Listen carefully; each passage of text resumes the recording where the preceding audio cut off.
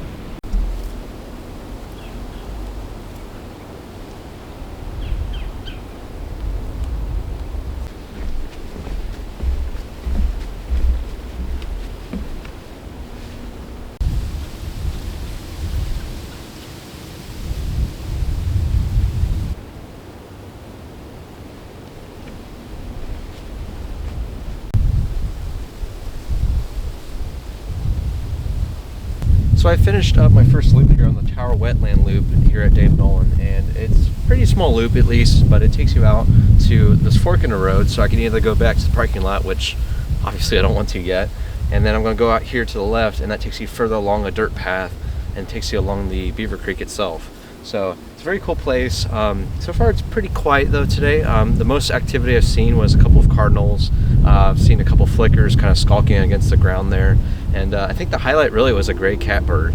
Just one of them, but you could tell just by its all slate gray body and the black cap on its head. And it was just kind of moving around the grasses on the ground level. And it's not really a rare bird, of course, at all, or in this case, but it is very unseasonal of it being here, especially this time of year. It's much more of a spring and summer bird here in Ohio, and fall, I guess. So I think with this being said, I'm going to keep going here along this left side of the boardwalk here and check out the rest of the place. I haven't mentioned yet, but this is one of a few visits I've had so far since this reserve opened to the public, at least.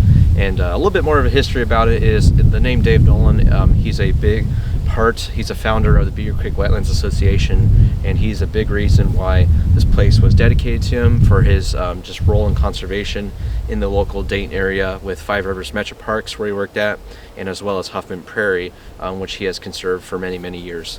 So his work in this area with conservation and specifically planting native prairie and wetland seeds and growing those habitats has been very crucial to their basically preservation and survival. I'm gonna go ahead and keep going here, and let's see what else we can find. Hopefully I can get some photos of some birds or something else for the day here, but I'm still sticking around for it, so we'll see.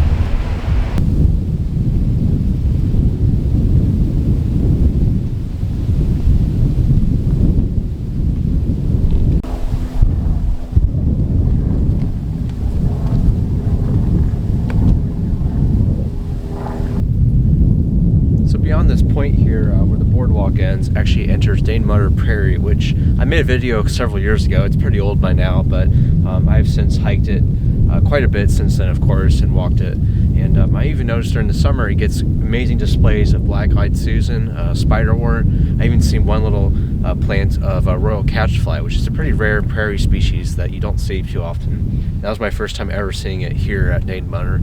I'm not going to hike it today, of course, but you can check out my other video about it, and it's well worth the visit while you're here, since everything is all connected like it is, as you can see.